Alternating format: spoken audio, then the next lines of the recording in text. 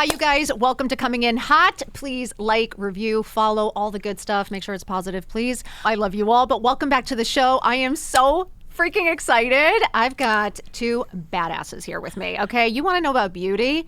This is who you want to talk to. Breaking Beauty hosts, okay? I have got Jill here. I have got Carlene here, and we are so excited. Thank you for being here. Thank you so much. Thank you. We're so excited. Let me tell you something. Women my age, we want to know about beauty. Absolutely. Let's be honest. We We're want to here to know the dish. tips, the tricks, what works, what doesn't work, what's happening, what's new. But I think at the end of the day, I personally love hearing people's stories. Like, how did you all meet? How did this all get started? I know you were beauty editors before this. Can you give us a little bit background, how you got involved in beauty and then how you guys kind of got together? Yeah, well, we both came from the magazine world. This is Jill speaking, by the way. We have to differentiate that.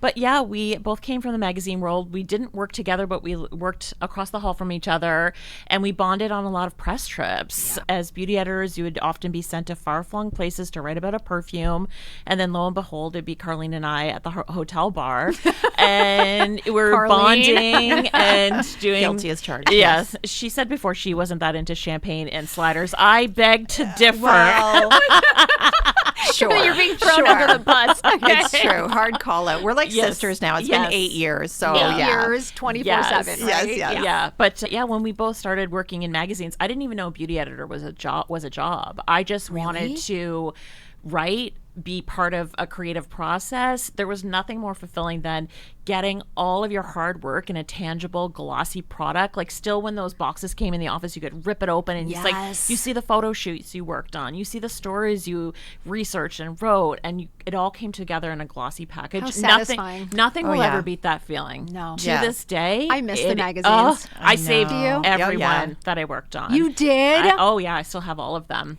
Wait, Jill, growing up though, were you always into beauty? Because again, not at all. You weren't? Not at all. I was just extremely hardworking, and I had the timing right. When I had my first internship ever, we're based in Toronto at Elle Canada magazine, and I just realized that the beauty editor always was going to have a job.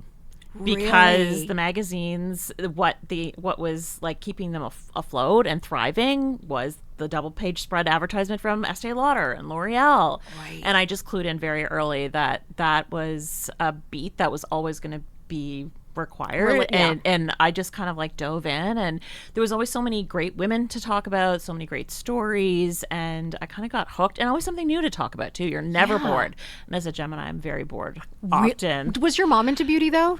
Not really. Not really? Because you know, some people, they say they grew up staring at the magazines. I grew up in Canada's smallest province. It's called Prince Edward Island. Okay. It's like northeast of Maine. We only really had drugstores, and it was just like you kind of use what you had. Like the Revlon, the L'Oreal Paris, and to this day, I'm just like I'm still kind of a drugstore Amazon girly at heart. Yeah, we gotta dig deep on that one. People love the drugstore stuff. But I will say, growing up, I was obsessed with my hair. I was obsessed. It was a whole journey. I had 2 spiral perms that were not okay. I kind of looked at one point like Elaine Bennis from Seinfeld. Oh my God, I need the picture. It is. My God, it's amazing. A whole journey. But anyway, that's it. I definitely was obsessed with my hair. You were obsessed. So there was something there. Oh that my you gosh, loved. yeah. And I think just this whole world is so exciting, and beauty and fashion, and there really just are so many inspiring people to talk to in this industry, and that's what's been so fantastic with the podcast. And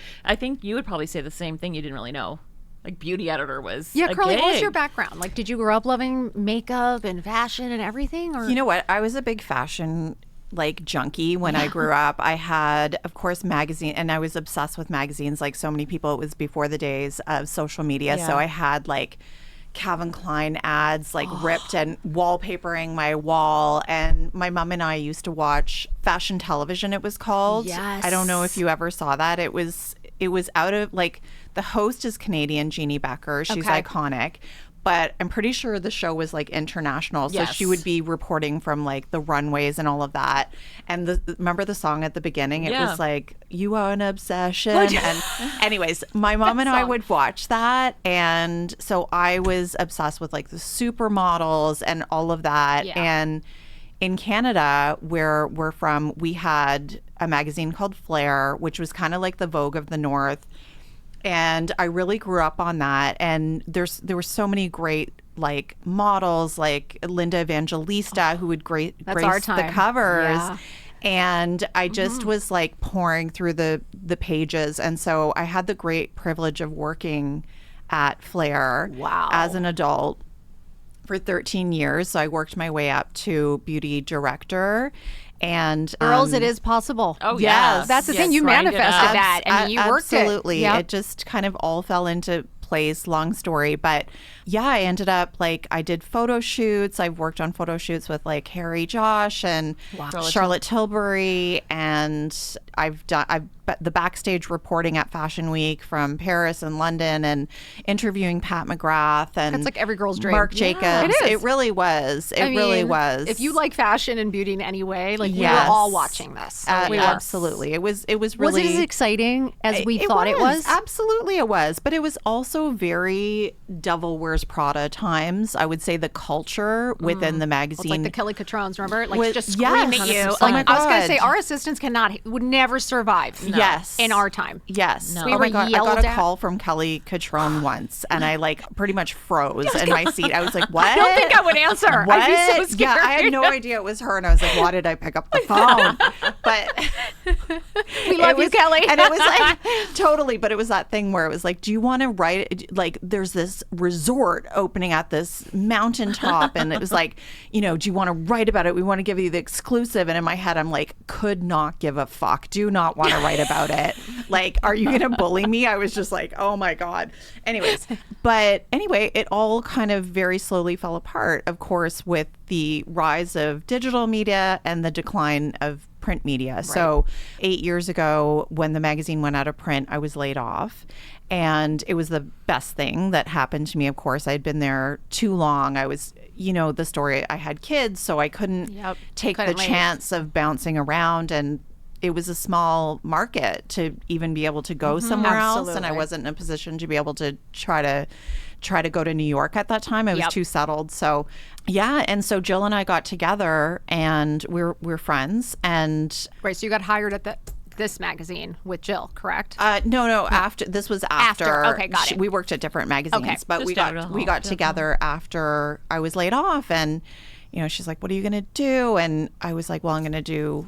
One thing I was going to do was start a blog, which was called Beholder, and it's not around anymore, but it was for women over 40. Okay. Because especially 8 years ago, I was like, nobody is speaking to these women. It's like, you know, in Canada, we had Chatelaine, Canadian Living. In the U.S., you would have Good Housekeeping. Yep. It was just, there was nothing cool for women my age. It's like for older women, it was like there's nothing cool. It was just like you're a homemaker or Yes. you're a career boss lady or there's no in between. You know, it was just like, can I just be? So I created that site specifically for that and I ran it as long as I could. But at the same time, we put our heads together and we were like, let's do a beauty podcast.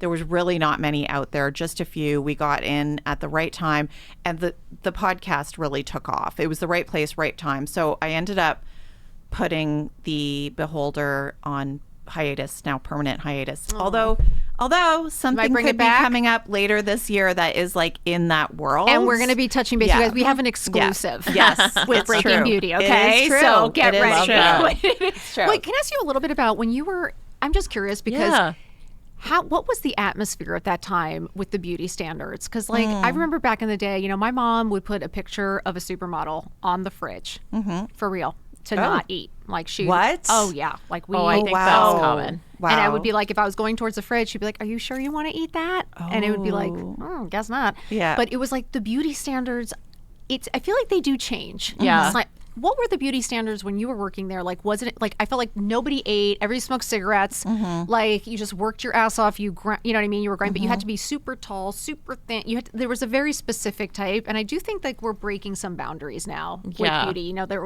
using older women for campaigns, things like that. What have you seen? Like, what was it like then compared to what you're seeing now? Yeah.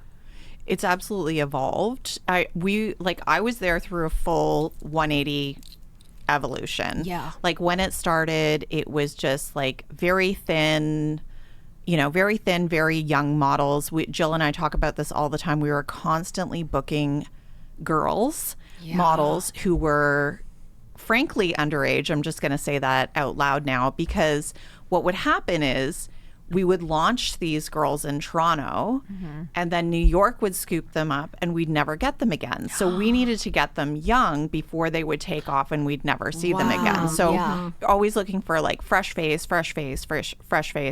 And now, of course, looking back at adults, we're like, and especially as a mom, I'm like, I could never. You could never. I would right? never. Like, and I just am now like, why would you ever have like and the agents would lie, right? They'd say, oh, of course she's, what was it, 16? They had to be legally, but she'd be like 15.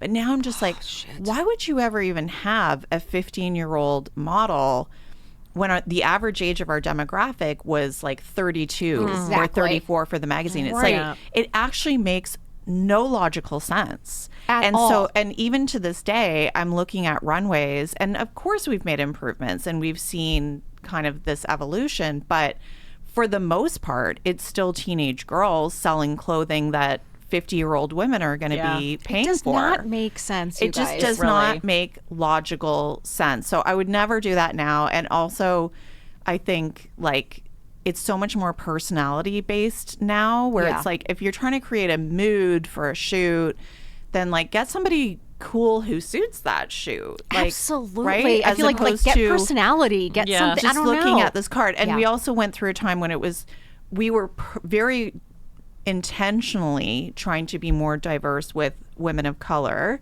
which was great. And I will say it, I'm going to say it on the record. We were doing it in Canada way before the US magazines were doing it. I don't doubt it. And it was us on the line calling the agents being like, can you show us some people who are East Asian or, you know what I mean? And like, now it feels like it's so common, of course, right? Like now it's of course. But I will give Canada credit. Where the it's Canadian fashion magazine, and even my very first editor was a Black woman. Wow. Editor-in-chief. What was considered the Vogue of the North. Wow. And my really cool. I had two beauty editors who were not white people, and it was a lot more diverse. So I will. It's interesting, isn't I've got to it? raise a little flag for that. I mean, it's good. Yeah. What did you see as the difference? Like, honestly, like, because I know you're in the industry now, you see it all. Yeah. You've met everybody, you've interviewed everybody. In terms of like the beauty standards from then till now. what You're seeing the difference. I mean, listen, when we were beauty editors, you didn't see a Billy ad on TV where the girl had armpit hair. Oh, good point. Let's start there. That's Or true. any body hair, or embracing, I find what's happening now is really interesting. Let's just give an example of like veneers. Okay. I just got mine. Okay. So. These look phenomenal. Careful. Thank you. These look phenomenal. No, but I agree with I'm I never joking. would have. But who's the breakout star of The White Lotus? The British actress who has the teeth that are gap. She got a merit campaign. It's like, I feel like we're reverting. There was like a one. individualism. There was like a that was kind of celebrated with like Cindy Crawford had the mole and whatever. Madonna's gap in her teeth. That was like beauty. And the gap to like the model, right? The Lancome. was it? Yes. Yes. What's her name? Starts with an L. I'm trying to think. The older woman that has the Yes. the gap in the teeth. That's so beautiful. Yeah. Oh, like Lauren Hutton? Yeah. Yes, Laura, that's it. Yeah. So I think it's interesting. There was like a lot of homogeneous looks, and now we're starting to come out of that a bit, and I'm happy to see that. Yes. I predict in 2025, it's like those types of smiles. I've read a couple articles about it. They call it fucked up teeth. Really? Are like it's the thing now to kind of be different and cool. monetizable. And even Charlotte Le Bon, actually, who was the other gal in White Lotus. She also had teeth that were not. They're not perfectly straight No. and whatever. Well, you know what's funny? But don't get me wrong. I would go see Dr. Appa right after this interview and get perfect teeth. I am not necessarily. My friend Nina just did it with Dr. Appa. I use Dr. Sam Soleil, which is his biggest competitor, I think. Oh, hilarious. But it's hilarious because I really never would have thought, to be honest with you, I never had like teeth issues until I saw my before and after. Yeah. And then I literally had no idea that I looked like a monster before. Stop. It's one of those, though, the difference is quite like the whiteness and all that. It is such a big difference. Well, the teeth age. We're going to have Dr. Appa on at some point. You and we're honestly, gonna you talk about should. this because I personally think it's been life changing. Yeah. If I was going to just be honest with you, wish I had done it earlier. Yeah. Wow. Just because I smile more, I definitely feel more confident. But I am seeing it is true that what's funny is like people aren't getting their nails done anymore. Yeah. People are doing like the raw nails and like not getting their color done. Yeah. People are going all great. Like I think you're right. We are seeing this kind of individualism. Celebrating those quirks. Yes. The quirks are being celebrated once more, which I like. What I don't love to see is I think we had a moment there where there was some inclusivity on the runways in terms of sizing, but it's like the headline in the New York Times last week, why ultra thin is in. Right? No. And they just showed all of the body diversity coming to a screeching halt on the runway. See, and this is why, like, at least Victoria's Secret had, you know, Curvier Ashley Graham girls. on it or something. You know what I mean? Or But it Zakara, is- the girl, the beautiful blonde model that says Saltaire. You know what I'm talking about? Yes. Oh my God. Carissa or something. It's like, she's gorgeous. Yes. But I was like, thank God they're using normal fucking people for once. But it is a journey where I thought we were kind of like getting somewhere and you would But see they're a still little doing the same bit, shit. but it's like, you know, Well, in the age of Ozempic, it's like... Sure. How do you guys feel about it being in the beauty industry? Do you think Ozempic, Mounjaro, all of these things have been like, because it has changed people's faces, right? Oh, yes. It does change how you look. And I think women are obsessed at the end of the day with beauty. And I think weight loss is one of those things. Or any advice, any opinions on it? Just curious, because I know everybody wants to be on it. I read a statistic last year in 2024 that since Botox has been around, I think it's like 25 years that it's been used for aesthetic purposes. There's like 9 million people getting injections a year, which could mean like 3 million people doing it 3 times. Don't quote me on the exact figure, but that's around in that ballpark. But already with like weight loss injectables, like semaglutides and stuff, it's like 10 times that number already. I just think it's like so game changing. We talk about breakthrough products a lot on our show. It's like it is a breakthrough, and I don't judge anybody that wants to do it. You got to like do what's right for you. I don't judge either, to be honest. But it is a top of it comes up all the time. It does, right? You know, and you do think it's breakthrough in I a do. positive way. I do. Even I think there's a lot of plastic surgeons who recommend it versus going under the knife. So in that way, it's like cost savings, and it's also like health. It's improving people's blood work and all of that. Think the people that have stopped drinking, have stopped eating sugar, which like sugar is, I think, the number one killer. To be honest with you, and there is something like they look healthier, younger, better, and I'm like, is this like a miracle drug that we didn't know about? It is. I think it's been used low key in medical settings for a very long time, and like Dr. A, who's on this network, she says she's been using it for 10 years with her menopause patients. Yeah. See, and I think menopause ladies, this is where I think it's going to change women's lives. I just think like name a woman who hasn't Googled it. Sorry. Yeah. It's just, and when you said the menopausal weight, it is torture. Like it is mental torture. And at the end of the day, there is something. I'm just not judgmental on somebody like I would use it if I needed it. Like if I felt like I needed it. I am just like, if there's something there that can help you, or and if you want to, go for it. If you want to, and it's like if you're gonna look better. I mean, how do you feel about it? I'm always So the one. conflicted. I'm always the one who has to put a poop in the party. But like, first of all, I don't judge. Anyone can do anything that they want with their body. I will say that. But I still go back to the same issue that I tackled with even if we were talking about a diet, which is that as a mom who has a young daughter, a teenage daughter, I do get concerned with just the threshold that we're passing with the number of people who are so thin creates it just makes people who are not so thin even more marginalized. Actually, that's a great You know point. what I mean? I really It's didn't like think if of you it think like of it that. as sliding scale, it's like the more that people are just like thin, then it's like they're even more marginalized where it's like it sticks out like, okay, Even now more. now it's like you look because even everyone bigger. looks thin. So you know, it's kind of like exactly. And it's just like, you know, so people who choose not to do it or can't do it because it doesn't agree with their body, or young people who are too young, or maybe it's not, you know, people who are struggling, like young girls who are struggling, it's like they're still going to be impacted by the influence of that, but they don't have access to that. So what are they going to do instead, right? It's like that kind of that thing where it's like, oh, okay, well, now this drug isn't legal. Well, now I'm going to go to a street drug kind of a thing, 100%. right? It's like they're going to be left to their own devices. They're still being influenced by the fact that every time they watch the Oscars, every single celebrity is a size 00. That's and you're I right. mean, you can say some people do look healthier, and they probably are healthier, but some people don't. I agree. They look like a lollipop. Yeah. And they don't really and look the faces that have happy. fallen, and like the You know, right, like the Ozempic body or whatever that Definitely. people say. Exactly. And I just don't know that there's like, I just think I think it's this is my personal honest opinion. If you are overweight and it's unhealthy, I think this is fucking great. Okay. And like so when I go to the gym myself, and I talked about how I feel like I'm 20 pounds overweight from my perimenopause or just not having the time to work out. Because you're in it. You're in it right now. But like my BMI, I'm obese. I'm technically obese. That's crazy. Like, which I know people have argued BMI, but I'm just saying. Yeah. But when you take somebody who is a size 6 who just wants to be a 0 and they are not obese or it's not really unhealthy, then this is where I start to get concerned about just like the pervasiveness and what that means for actually a great point. Our young girls and because everyone starts like it's like we only had the models to look at and right? inclusivity and the inclusivity yes, and movement. it's like then you don't Do you know relate what I mean? to anyone. No one looks but like it's you. individual. It's Yeah. individual, and I did have friends that it didn't work for. Yeah. I did have friends that really struggled and like they and then really they feel didn't like work, shit and now. They felt like shit. Yes. Right. So yes. Anyways, but I do like listen. I got blepharoplasty. I'm saving up for a lower facelift. I like. Wait, so what are all the things you're doing? Yeah, give me the vein from the beauty expert. I want to hear the vein I'll shit. probably be on Ozempic later than this year. Like, fuck.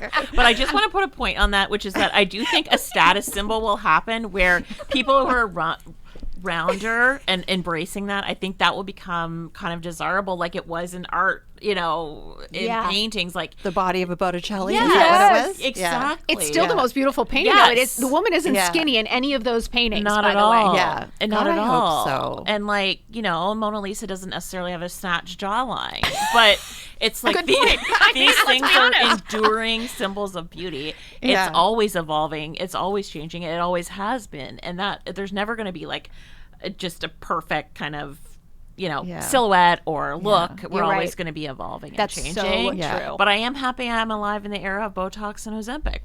Maybe I'll give it a go. Yeah. You never know. Absolutely. I'm just not opposed to things. Yeah. I'm just open-minded in the sense that like I know it's easy to say right now, but like I know that maybe in 10 years like it might become an issue. Like I don't know, and I'm always open to things. Yeah, I'm yeah. like I don't poo-poo it away. Never say I'm never. like, And but like being I said, in menopause, though, it's possible as to feel the two things Yes. at once. I've always said that it's possible to feel two Yes. things at once. Agreed. Like I think it's bad for society. I also want it.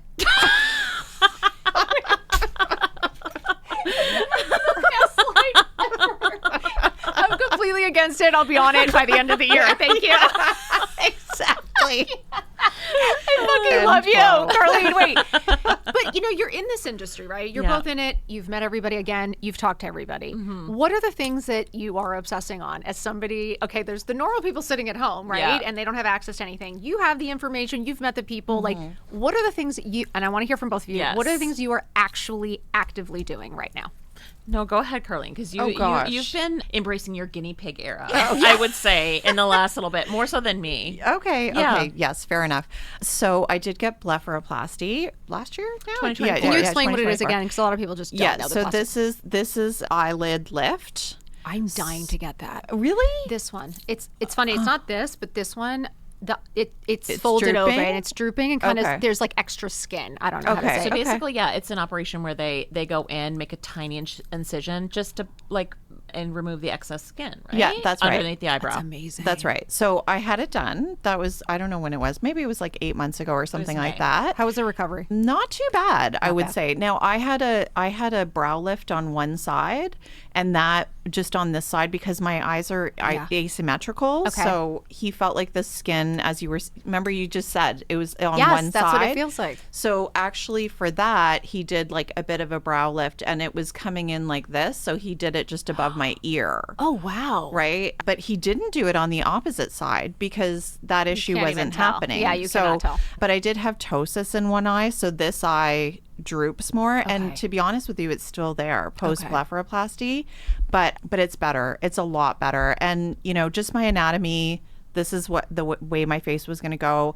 I can see better. Yeah. My eyes are more open. It's just like you said with your veneers. I feel so much better. You do, right? And I love it. And honestly, I had my ears pulled back when I was 13. You did. And I always said, I can never say that I would be against plastic surgery because that changed my life for the better. Do you think it was too young, or was it the right decision No. at that time? So at that time in Canada, we have OHIP, it's called, which is health insurance coverage. Everybody knows this about Canada, right? Yep. So we don't have to pay for a lot of things. And when I was 13, that was actually covered for me because the doctor determined, even though it was a cosmetic surgery, so normally they would never normally cover that. don't cover that. But because of my age, and they asked me a series of questions, and what they determined is that it was impacting my self-esteem. Right. And because of that, they covered it. And that's like, can you imagine here someone saying it's for my self-esteem? They'd be like, and yeah, I'm take gonna care. tell you, it helped with my self-esteem during my formative years. So I can never say I knew from there. So if a mom is considering, honestly, because I think there's a lot of young girls and teen girls that get nose jobs and get things that, can 100%. change your face and change things. Absolutely. Like, did you, your advice would be like, listen to your daughter? Like, it is something that I if think you're it struggling depends with. on what it is. Yeah. Like, again, so for, like, if it was a boob job, for example, I probably would be like, hell no. Yeah. Like, no. But if it's something like that, like what I didn't like about having ears like this, like no offense to anybody, but it's like I just felt like I looked in the mirror and I looked silly. And I'm actually not a silly person. I mean, I can get silly, especially if you give me some champagne. But like most people, I think, would say about me, I'm actually quite a serious person. Okay. Yep. And it's just like you did not recognize so it's yourself just like this does not suit you. This doesn't go with what's happening inside of me. Yeah. Right. And so that to me needed to be changed to reflect who I am on the inside. And I think a lot of people might say that about plastic surgery. That made you know me what emotional, I mean? because I think that's what looking in the mirror can do for you, and like getting dressed. You know what I mean? Yeah. It's like if you don't, you need to like what you see, because it does really affect how you feel. And just how You you said, wanna like you would look express. and it just didn't feel like you, and then you walk out the door. How are you going to treat people? How are you treating yourself? Right? Because that's what's in your head. Yeah. So like, the importance of liking what you see. And it's the same, like, my eyes were kind of drooping down like this. So I looked sad. I looked tired.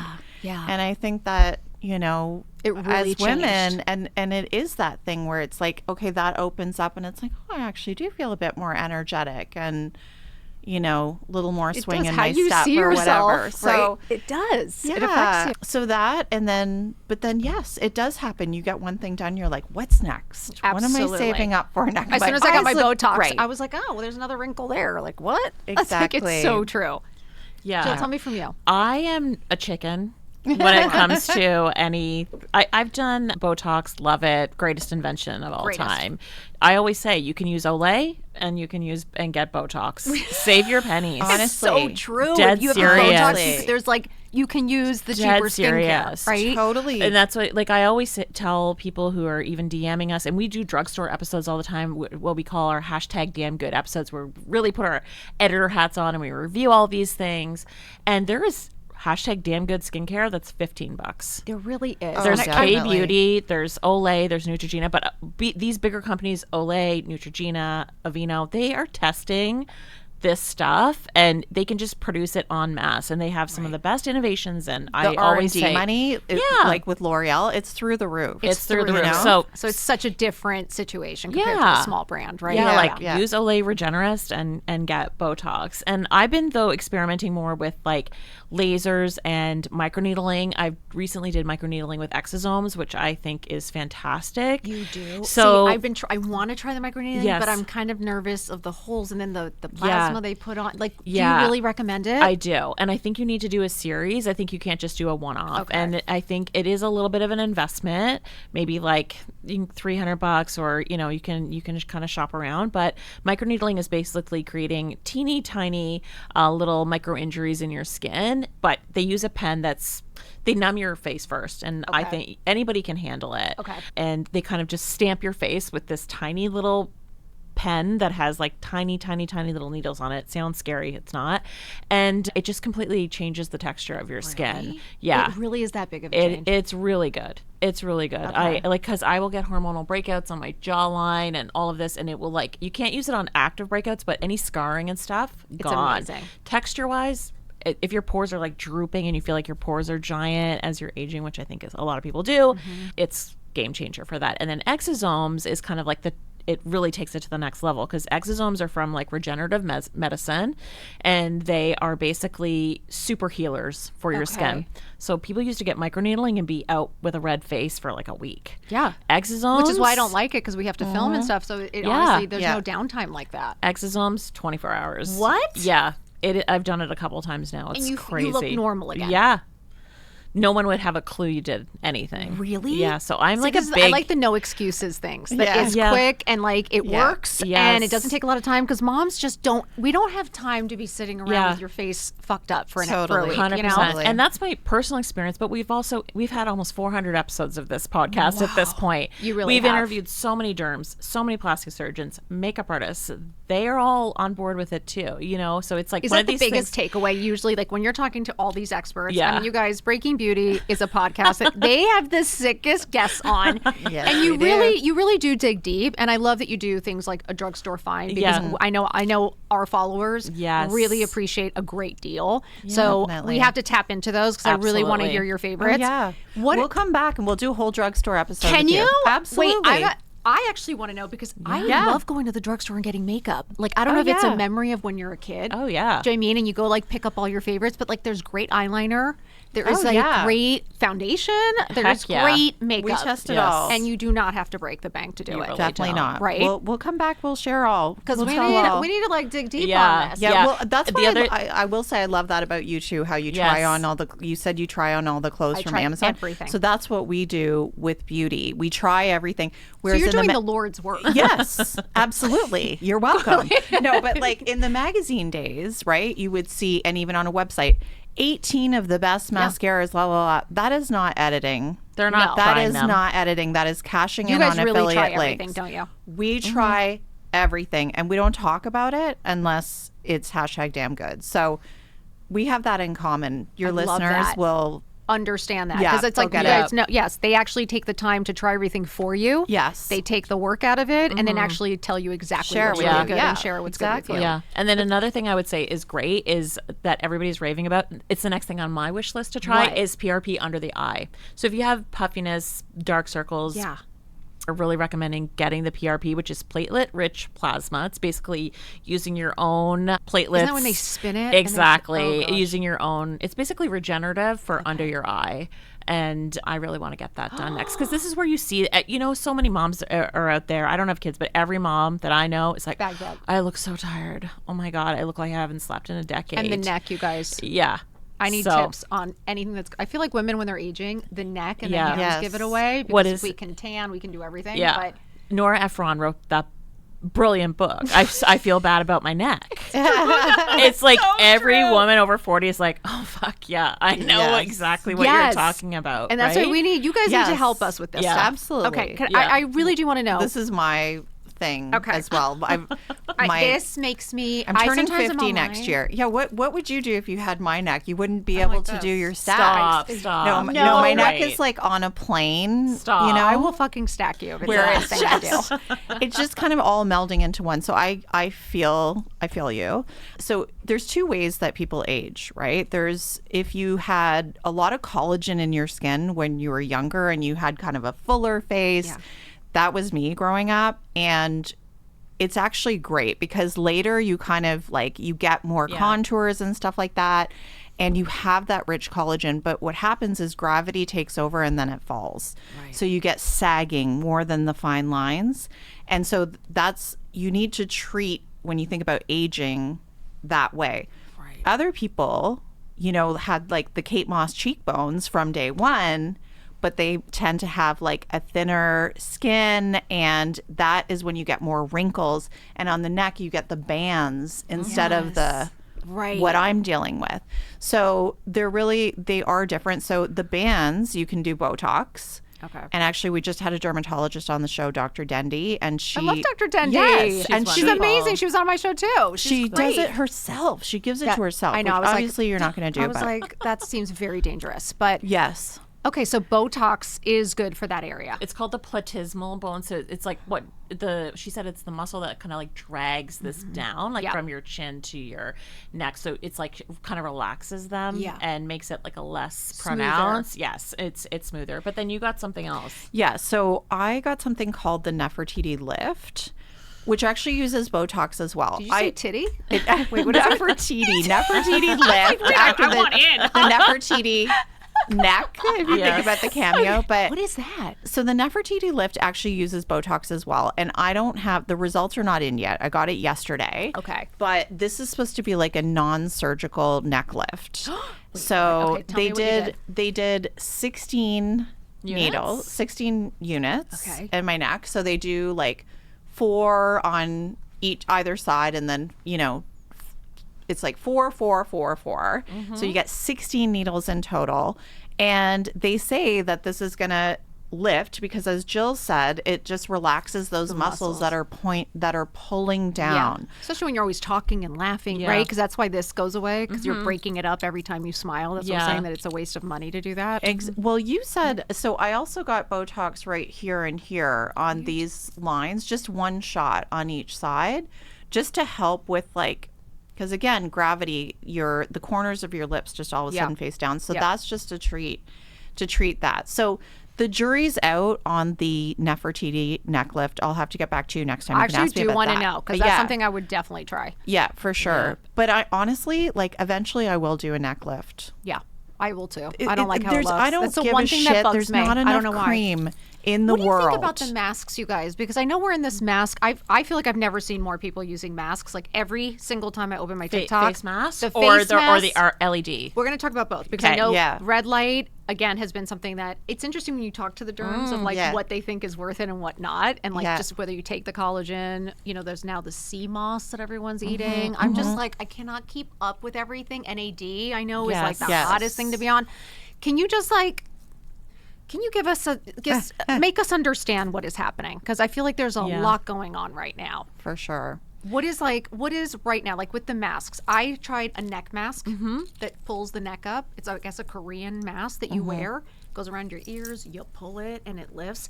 Does this shit work? Have you guys heard anything? Is there a mask that you're like a neck mask or a face mask that you actually, because I know all the Korean face masks are like huge right now. Yeah. If you're a mask person, what do you guys recommend in that? And do you really think they're worth it? The red light masks? Like a face mask. She's talking about skincare. Oh, a skincare mask. Yeah, light after. Yeah. Okay, a skincare mask.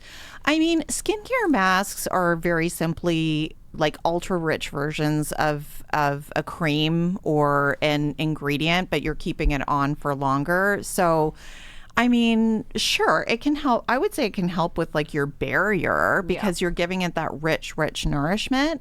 But at the end of the day, I think it just is more like it feels good.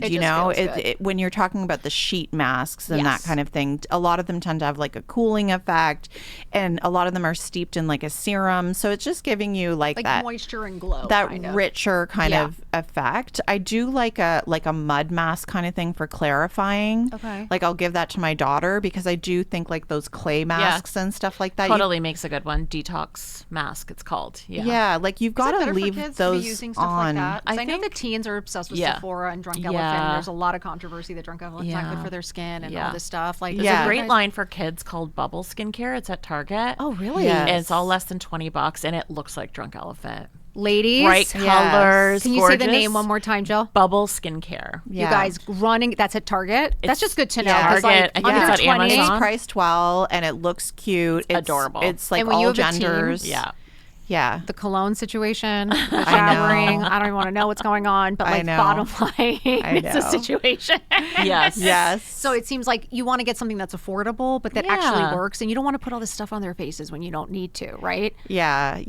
I mean, the bubbles, have fun with bubble's really good, especially I think when they're just starting to preteen, like 10 or 11, and they don't have, and a lot of acne. Like my daughter is 14 now, and she has quite a bit of acne. What does she use? Is there anything you highly recommend for teens? Yeah, I mean, she loves the Paula's Choice BHA 2%. In a gray bottle. It's in a gray bottle. She uses that. I like Paula's Choice. She likes that. She likes that quite a bit. She also uses the Dr. Dennis Gross Alpha Beta pads. Those are pretty expensive for for a kid, but I do give her those, and she does like those. But I'll be honest, like it's hormonal acne, and there is no like magic pill, bullet. Although I will say there's a couple of people who are miracle workers in this space. If your kid is struggling and maybe they're asking you to go on Accutane and it's just a journey, right? But check out Sophie Pavitt on Instagram. She's a facialist in New York, Sofie, and then Pavitt is the last name. She's like the acne whisperer. Really? And she can virtually do consults and she will transform skin and just with a routine. And she has a great product it's a serum called the Mandelic acid clearing serum, and that is great for hormonal acne. I even use it. It's not too strong. Like a guru. She is, and it's like people go to her and they're at their wits' end because it will ruin your confidence, ruin your self-esteem, right? Well, because we've had friends that have their kids on Accutane, and it takes a toll, guys. I get that too. I understand why derms recommend it. But I think a lot of it can be dealt with a routine. Yeah, if you get the right expert, definitely the go-to. Yeah, and her line just entered Sephora. Yeah, really. Yeah, so it's more easily accessible. And I'm not sure what her. Pardon? Anyone else that you guys would highly recommend? Anyone in LA that you know? Oh, for estheticians? Yeah, great for that. Like for a teen acne. or somebody that's But D'Souza, that's like Billie Eilish's facialist. But she is an acne whisperer as well here in LA. Okay. And one thing you can do that again from home is Biba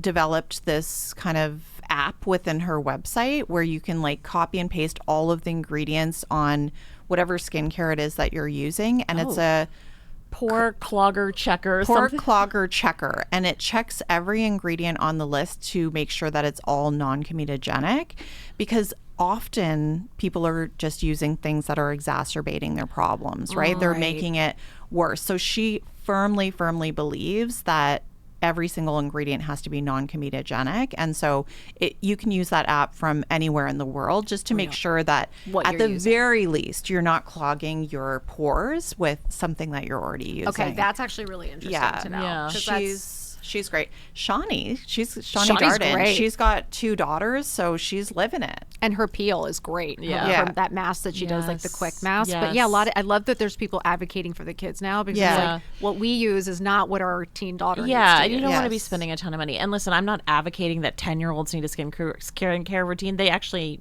typically need nothing, but what we found is like they like to play, and Sephora is a bit of a playground. So just take them to Walmart instead, and they can get. Although as soon as they start wearing makeup, they've got to start washing it off. So they have a good oil cleanser from that brand. Yeah, exactly. So they kind of do need skincare, and even like the kids are getting their periods younger and younger. Way younger. My daughter got hers at like 9. We just had a discussion. I had a discussion with a doctor yesterday saying that it is insane the numbers that they're seeing. That kids are getting their periods at like 9, 10. You know, where people normally was 15. Ugh. Yeah. So at that time, like generally, most people when they go through puberty start getting acne. So they actually, a lot of these kids actually do need a skincare routine. If for nothing else, sunscreen that they'll want to use every day. Do you guys have a hero sunscreen? I love a lot of K-beauty ones. I have this one called from a brand. It's extremely random. It's called Hyalur. I gotta look it up. In the meantime, I'll tell you, Ultraviolet is amazing. Okay. Ultraviolet has the most beautiful, light textured K-beauty-esque formulas. And they're out of Australia, and they're just launching in the U.S. this summer, in time for this summer. And does it white? Do you feel white, or is it more the? I like the Super Goop clear. Yeah, just because I don't like having any color. They have chemical and they have minerals, so they have like physical or not physical. They have tinted, they have not tinted. Okay. But what I love, they have one in a little. It's like a fluid. I believe the name has fluid in it. And it's so light textured. It's very like Japanese skincare, and it's fantastic under makeup, and it's like an SPF 50. Really? Yeah. Okay, it's so that's really a good one. Top notch. What do you guys think about Super Goop? Don't like Honestly. it. It's okay. I don't. I've burned with it on. Sorry. Damn it! I like that. But I'm clear. extremely pale, so other people love it. Yeah. Other people love Carlene, it. do you like it? They have so many different formulas. I mean, what I struggle with some sunscreens is that my face is just way too glowy. You know what I mean? It's like, you know, you have it on. That's what I don't like. If I am not wearing any makeup and I'm going to the beach, I guess that's okay. But like, I don't even have oily skin, so to have my face look like a glow ball is just like, and especially if I'm putting makeup over top, forget it. Right. So I have yet to find one that I love, that you love from them. I don't love sunblock. It's like, Understood. Honestly, try the ultraviolet. I'm going to hit you with a bargain one. Okay, tell me. The brand is called Skin 1004. Very random. Okay. It's a K-beauty brand, and the full name of this product is the Madagascar Senta Hyaluronic Water Fit Sun Serum. $17. Centella, right. Okay, we'll link it for everyone. Yes, absolutely. SPF 50, $17. Your makeup does not slip and slide. Feels like you're wearing nothing. K-beauty. Okay, that's good to know. Texture. It's really lovely. Primo. Because how do you It's explain beautiful. K-beauty for people who don't understand? Like when you say K-beauty, will you explain that? Because I think a lot of people don't understand the differences in this industry. Understood. Yeah. South Korean beauty, it's K-beauty. It's kind of popped off about a decade ago, but it's really experiencing a 2.0 right now. And basically, they're just really well known for, 10 years ago, everyone was talking about the 10-step routine because it is part of their culture. They're obsessed with skincare.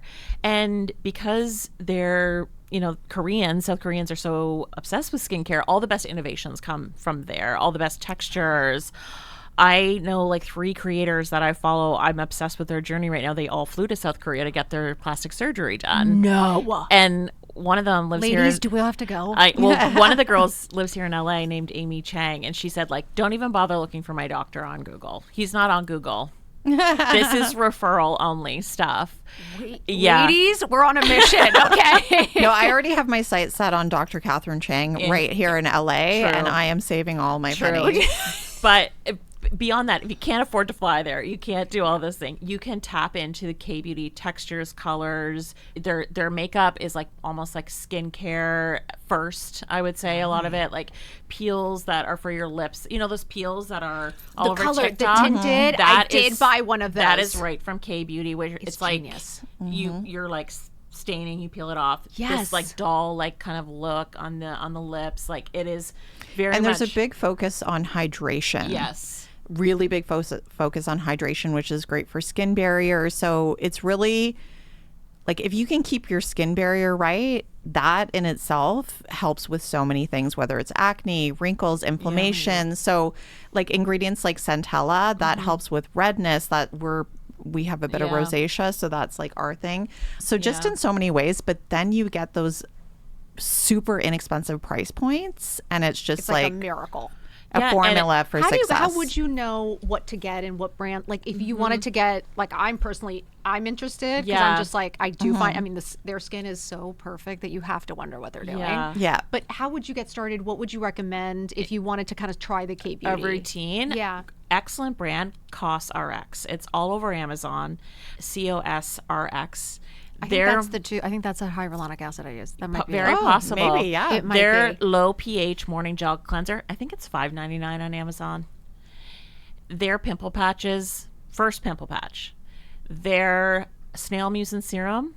I've heard all about I this. think $10.99. So you can what literally is the snail is that supposed to be really good for you? Yeah, it's basically like plumping like a hyaluronic acid. Our top selling SKU on Shop My Shelf in 2024. Stop it. Snail mucin. That was your number one seller.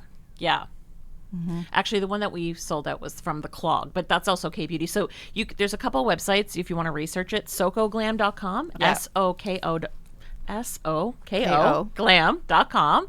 That's all K-beauty, but shipped from the U.S. I'm getting on there tonight. I'm not joking. But you guys, what do we buy? So with COSRX, let's go back to the Amazon example. You can buy their snail serum. You can buy their SPF, their cleanser. You can have a whole routine basically from COSRX K-beauty routine for $50. Yeah. That's insane. Yeah. Then I Met You is really good as well. K-beauty brand. Basically all the products are a hit. I do think they're a little bit more expensive. Yeah. One that's available on Amazon, which I'm a big fan of, is called Estura. It's AEUSTRA. And that line is so cool because it's K-beauty textures, but it's developed by team of dermatologists, Korean dermatologists. Okay. Which means that it's fragrance free. That's me, guys. And there's it has to no be fragrance free. And there's no irritants in it, no dyes, no nothing like that. All the products? Yeah. The whole line. This is where kind of like La Roche-Posay meets K-Beauty, which yeah. is like, hi. And then the prices are fantastic. Amazon. Yeah. Foam cleanser, so nice. There's Wait, a I need big to try that. retailer in Korea. The biggest beauty retailer is called Olive & Young. And they just opened a store here in LA. Are we all going? Like, what's happening? You cannot let's go back to go. Toronto. You realize you we guys should aren't do leaving. a streeters We with really them. need to go I really out wanna on a go there. street and like I'm not kidding. I want to try all of this. This is like the best tip. We should partner with Olive & Young and do a streeters. Let's do it. I once Yeah. did it way back in our archives. I went to Japan and I did a J Beauty shopping thing, and I brought the microphone in the store and was like, what's this, and I had somebody who was like translating and telling me what's good. Yeah. It was it's like I live. I feel like do you see this as like the biggest hit right now? Yes. Like honestly, if you're Yeah. going to look at as beauty experts, what would you? Can you give me like the top 5? Top 5 products? Top 5 products that absolutely you like think are the, K-Beauty or just period? I think period. Oh, wow. Let's start with K. Let's start with K-Beauty. K-Beauty, Just okay. because Wow. now that we're on the topic, because I want to know what the 5 are. Because Okay. I'm going to order them tonight. Okay. Well, we did a whole episode, by the way, with a guest editor who's from South Korea. It came out in November. If you want to What get our episode? full, Yeah, how do we find it? Her name is Glow with Ava. Yeah. Glow by Ava, and Yeah. it was in November of 2024. And That's a good detail, It if was you guys so wanna hear good. about it. Yeah, Yeah. it was absolutely amazing. One of the number 1 SKUs on Amazon in beauty is from a K-beauty brand called Biodance. And this is the collagen sheet mask. I actually really do like this one. And it's the one that you put on in 2 pieces. You put it on like this, like your forehead, your nose, your cheeks, and then you put the bottom piece on as well. And it starts out like jelly, and then it eventually goes clear because all of the serum from the mask ends up in And it your gets skin. like hard. Is that what we're seeing on TikTok? It's not. I feel like it doesn't everyone has harden. This thing. It doesn't, but it's clear. Yeah, you wait till it's clear, and that's when you know how to take it off. So you see girls doing it on planes all the time. That's crazy. So you It's- do love it. That is something you would Yeah, recommend. I really think that one's good for hydration, and it's like $12. Right. You know, another K Beauty moisturizer that I love is from Laneige. Laneige is one of the top just gonna say that. K Beauty brands. We are aligned. Oh yeah, That's right. Is that the? The, I think I've seen the lip stuff. Right? Do you have Yes. a lip- Yeah, it's okay. I mean, one's a I little think that overrated. I think that one's a little overhyped. But Yeah. the milk toner, I was trying to get the name, but my Wi-Fi's down. cream milk toner. The Laneige cream milk toner is completely legit. It's just, it feels really like milk on your skin, and it's just an extra layer that you can do after serum, before moisturizer. What I love to do is use a milky toner like that just gives you so much hydration. Yeah. And a lot of times it also has like probiotics, like lactobacillus, stuff like that, that's like great for your, why am I blanking on the word? barrier. Yeah, for your skin barrier. Yeah. And it's great under sunscreen when you don't want to layer like so many layers, especially if you do have like adult acne. Yeah. That's like a great little hack, is just to use like a milk toner and then Okay, go straight to the interesting. sunscreen after. Yeah, and I think one of the biggest, not indicators, but one of the biggest hero looks in K Beauty is glass skin, what they call glass skin. It's like you could bounce Like a a quarter off porcelain of doll. it. Yeah, Yes. like it's just so even in tone. And we don't talk about that as much in North America, where like our little dark spots and whatever that Melasma, actually, right? that actually ages you. So their glass skin is all about exfoliation. And Peach and Lily has a great serum that's created by K Beauty esthetician, and it's called the Glass Skin Serum. Where do you find this? That is at Ulta. And then she has a sister line, very cute, K Beauty, called Peach Slices. That's at Target. And they do that. It's all K Beauty as well. Okay. So basically, at the end of the day, with K Beauty, it's all about hydration and SPF. Those are the heroes, I would Stick to say. those. Yes. Okay, let's say you're going to go to the drugstore really quick, Mm-hmm. okay? And you're going to walk in. I say you have 5 minutes. Mm-hmm. You can pick 5 products. Go. What are you grabbing? What is your go-to at drugstore pharmacy? I would 1000% pick up a mascara. The like drugstore mascara is better than Prestige. Nobody knows why. It's kind of a mystery, but it is.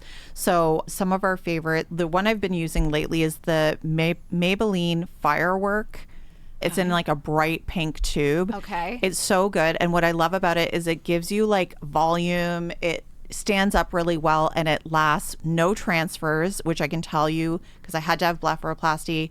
I will tell you what transfers and what doesn't, and that one does not transfer. Good to know. But here's the thing that us lazy/busy moms are going to love is that it's washable. It actually says like washable on the label, which means you don't need like a hardcore oil-based cleanser to get it off. You can just with water, it comes off. A lot of tubing mascara as well. And that is just so genius because then you're not pulling out your lashes. You have to scrub them while sometimes. You're trying to scrub it off. Like those kind of dramatic mascaras are over. Like you should never have to yank and have mascara all over your face. Okay. Like if you're doing that, you're doing something wrong. 100%. Yeah. L'Oreal makes great mascaras too. Like even to this day, Makeup by Mario is using one of the L'Oreal. best, right? Is it the Panoramic he loves? Voluminous. Voluminous. Yeah. I'm right now going onto our Amazon storefront to get inspiration because I've already made this list. If anybody wants to check it out. Oh my God, you guys run to their list. Breaking Beauty Podcast. Indeed Labs. Indeed. It's a Canadian business. Nothing is more than $25. It was co-founded by the same person who founded The Ordinary skincare. And I don't know if anybody has heard of that, but it's like I do. hero ingredients, no frills packaging, very effective. So they have an incredible line called Hydrolon, which is like hyaluronic acid. Why pay more? Truly, hyaluronic acid, little cheat, guys. It's one of the cheapest ingredients to put in a product. Barbara Sturm sells one for like $300. You don't need to spend that. So, or lots of luxury brands do, honestly. So, Hydrolon from Indeed Labs, excellent hydration, can't go wrong. I would say Naturium body washes. Really? I think they're like $15. They have an oil one that I love, especially in summer.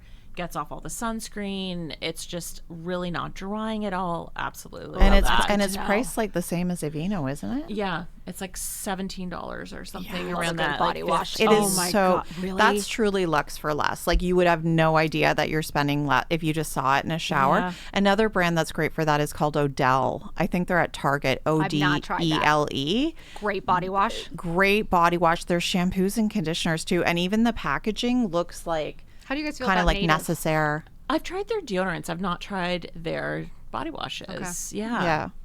They're pretty good. I've been liking Salt and Stone. Oh, I don't know if you yes. guys have Yeah, that. yeah, it's That's great. very Deodorant, chic. like the Yes. deodorant and the cream. It's like very fancy. If you're Yeah. looking for like a great gift or something a little bit fancier, I 100%. really did like that. Yes. I also love Bioderma. Yep. It's a French pharmacy Love them. brand. Yeah. The eye makeup remover. Was it the water? Yeah. The micellar water is just Life-changing. It's iconic and One sells every second. Yeah. No.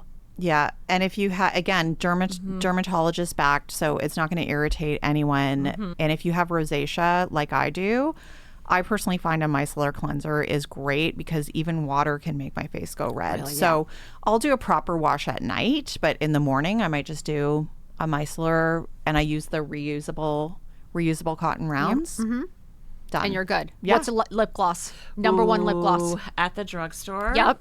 The e.l.f. lip oils are really good. And Those they're, are really they're good. a dupe of like the Summer Fridays one, I think. Yep.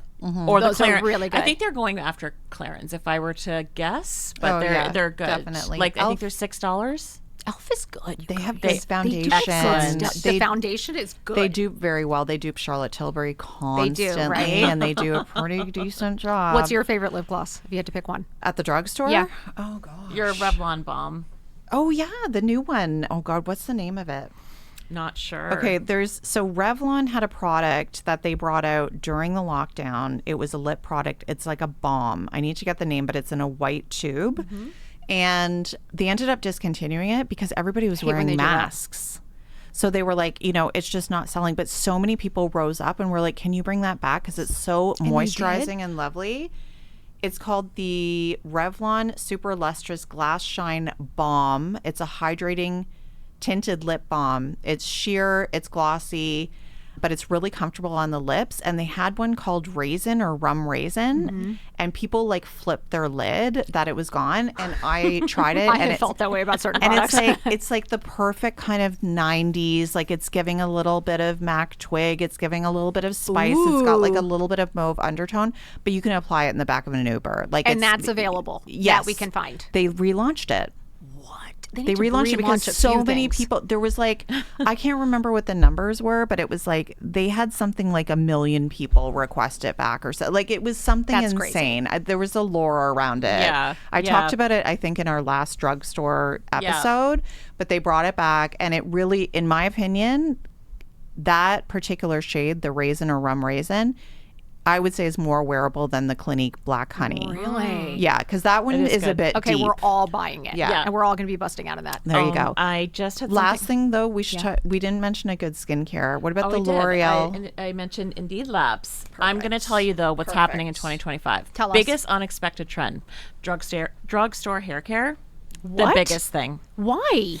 Because people are rediscovering their formulas. They're discovering that these big brands, Dove, Pantene, they are putting their money into these formulas, and they're not necessarily, splurging on like gorgeous packaging, or Instagram friendly packaging. But trust me when I tell you, the Dove serum mask 10-in-1, it's 1 minute. It will make your hair like silk. What?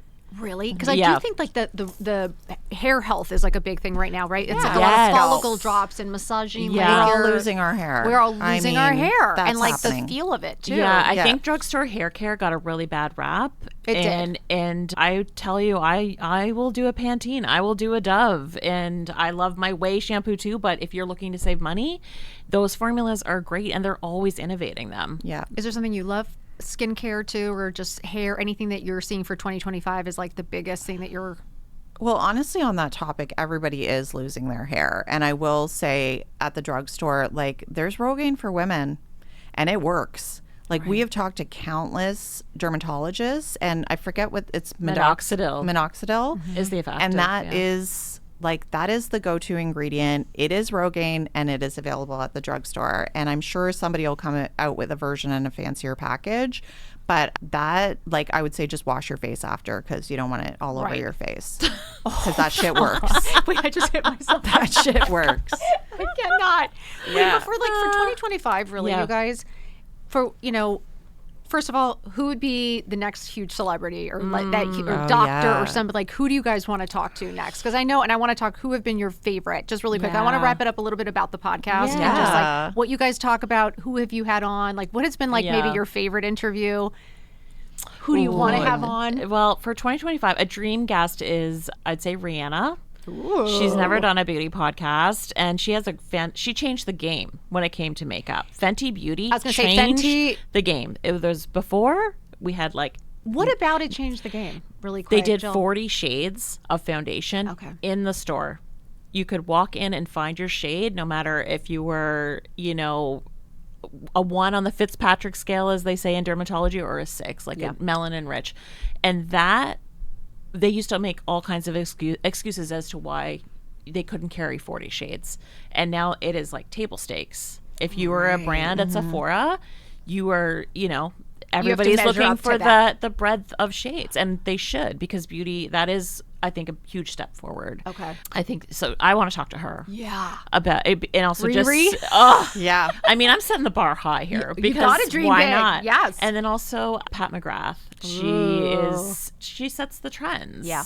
And we need Absolutely. to talk to her. That's Yeah, really cool. absolutely. Who would you want? Who's been your favorite, and like who would you want to have on? Oh my gosh. Well, my favorite is the late Brandon Truax from The Ordinary. He was on our show, and I think he may have done one other podcast that probably is like buried now. So we got his origin story, and we spoke to him when The Ordinary was at its peak. He hadn't even, like, Estee Lauder had no part of it yet. And he was a genius. He was a genius who had some other issues, but he was a genius nonetheless. And also Canadian, we got to shout that out. Yeah. And there's so many great brands from Canada. But I just love, Frank Toscan, another one of the founders of MAC Cosmetics. Yeah. And we sat in his living room and interviewed him about starting MAC, which is like such a nostalgic So cool. brand for so many of us. But everybody's got to go and listen to that episode from back in the crates. I don't know if it's the same quality as it is today, but those are really cool interviews. Like all of the indie brands from today are standing on the shoulders of that giant and what they created, you know, back in the 90s, all genders, all ages, all of that. It's all from Mac, and they deserve so much credit. Absolutely. And the roll with the lipstick. I think they raised over $500 million with Viva Glam. Yeah. I mean, it's like I still remember going there to get like my makeup done at the counter before an event. Like everybody had Mac. I mean, it was like iconic. Exactly. Yeah. And that's really how we started the podcast. Was we really want to focus on the most iconic products in beauty and tell the story behind it. We've evolved since then. We really do still try to stay focused, though, on what is breakthrough. The breakthrough products, the breakthrough people, the breakthrough minds, you know, the moments. Just trying to edit it so that people are not wasting their money and wasting their time. What would you say is the breakout? If we're going to just wrap it up with, like, what would you say is the breakout star? Person or thing? Person, thing.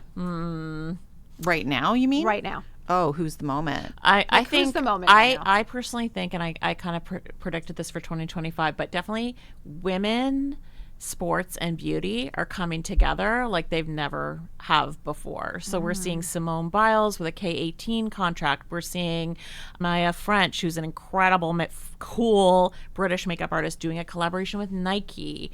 And just, I love that we're celebrating women from all of these different, the very powerful women coming into this moment. And I think that that's just like never been seen before. Toronto's getting a WNBA team that is like, I think they're sponsoring. Is sponsoring. So I agree with Jill. I love this shift of, you know, putting women on a platform for something more than just their appearance. Yep. And it makes so much sense. And I think I really do look up to and admire people like Alona Maher. Mar. Yeah. Mar, is that how you pronounce it? I think so. Alona Mar. She's just like so cool and funny and just like owning her stuff. And I think people are just really related to that. They're like strong women, right? You know, so I love that. It feels like women can play big now. Yeah, they don't have to play small and be quiet anymore. And they can be paid. Yes, which I love. Yeah, you know, because there is that wage gap. So it's just like, let's get these women paid. Absolutely. Is there an innovative like procedure right now that you would have women kind of research? Yeah, procedure right now. Any new innovative, like, is there something that you're like, everyone's doing this. This is the hottest new treatment. Yes, it's at the tip of my tongue. What were we talking about with Dr. Chang? The ballerina body. Wasn't that it? No. Okay. Say that. We'll edit that. Let me just think about what. You think we'll just have to wrap up. Yeah. Okay. Which everybody needs to get into. Should I just do my self promo now for my brand? Yeah, we're gonna end on there like what's coming up for you guys. Yeah. Okay. Okay. So the treatment that everybody is like talking about right now, besides Ozempic, I think right now everybody is talking about facelifts and neck mini lifts, facelifts, right? and not even mini. Really? The age is getting younger. When we talk to plastic surgeons, it's like 27-year-old women are getting facelifts. Yeah, and this is the new normal. I'm not saying it's right or wrong, but I think years ago, women of a certain age were turned away at a plastic surgeon if they were under 40. Not the case anymore. I think there's been advancements, and people are more educated, and they're interested in being preventative. I was going to say, it's like getting there earlier, and so it isn't like they're pulling your whole face and up. it's more accessible now. You see on Instagram and all of that, like before and afters, but the work is so good now. Yeah, right. Like 10 years ago, it was so detectable. You had that plastic surgery face. You saw them walking up Fifth Avenue. Yes. All these women had the same face.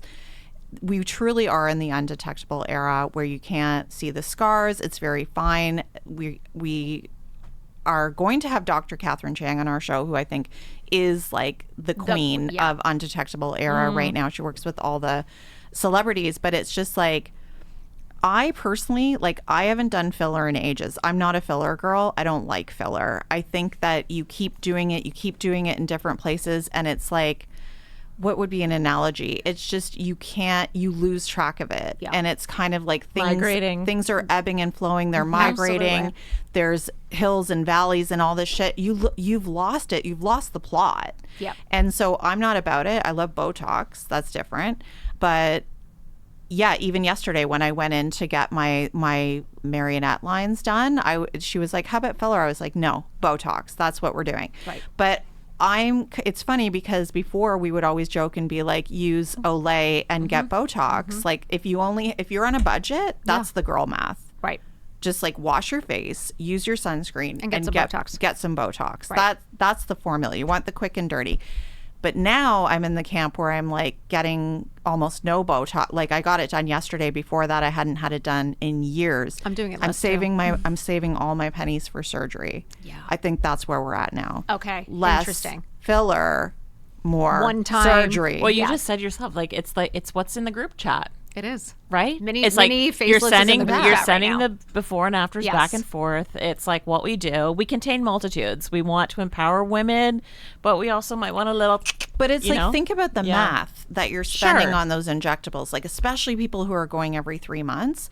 At what point do you just pull the plug and get the real thing done? And it's more natural. It's true. It will You're look right. way more You're natural absolutely than right. anything you can get from an injectable. I'm going to agree If with you you go on to that. the right place And and, the you get right it done by injector. the right person, you will look like yourself, but 12 years younger. And I don't recommend travel plastic surgery because that's a big trend. And I don't recommend going and getting it all, Somewhere the in some overhaul. other country. Listen, I know I talked about the South Korean girlies before, but I think it's different if you're traveling to see a specific doctor. But doing it to try to save money, it is your face, everyone.